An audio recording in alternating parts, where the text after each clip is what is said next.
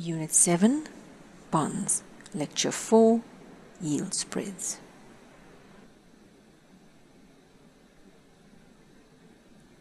Up to now, we've spoken about yields, different yield measures, and spot and forward rates, which affect yields. Now we're going to talk about yield spreads. The yield spread is the difference between a bond's yield to maturity and its benchmark rate. Now, the benchmark rates are usually the yield to maturities on government bonds, which tend to be risk-free rates. Any changes in these risk-free rates of return will be influenced by macroeconomic factors, and those will affect all the bonds in the market. The spread itself is unique to the company, so that will be influenced by the credit risk, the liquidity, any tax implications for a particular bond. So it's the risk premium component. When you're analyzing yield spreads, it's important to keep the following in mind. Each bond is unique by virtue of its own characteristics and the creditworthiness of the issuer, and this can cause yield spreads to be either positive or negative. Something that's even more important to keep in mind is that the direction of a spread can change over time. So if you've got a company with an excellent credit rating that has a negative yield spread, but there is some event, some corporate event that has a significant negative impact on its creditworthiness, that can cause the spread to change from negative to positive. If you're able to anticipate changes in the size or direction of yield spreads, they offer profit opportunities. So say you have bonds in your portfolio and their creditworthiness is about to be impacted negatively and the spreads are going to widen, you can actually sell those bonds now because prices will decrease when yield spreads widen. Yield spreads obviously narrow when the differences in yields become smaller, and it widens when they increase.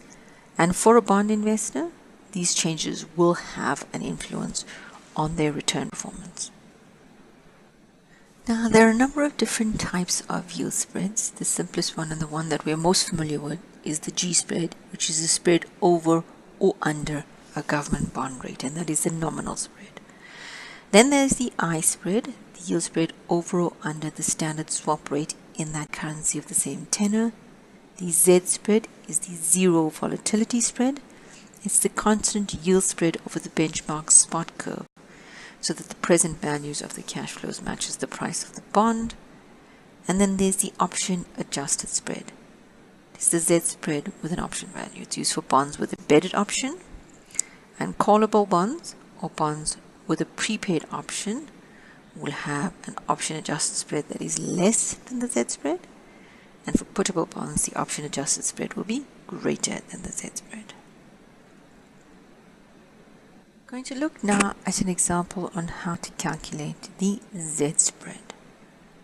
You're interested in purchasing a non-treasury bond for 107.57. That means it's not a government bond. You are given the treasury spot rate information in the table, and you're assuming that the non-treasury bond has a coupon of 9.6%. The Z spread that you're most likely to earn over the duration is either A, B, or C, and they would like you to calculate which one it is.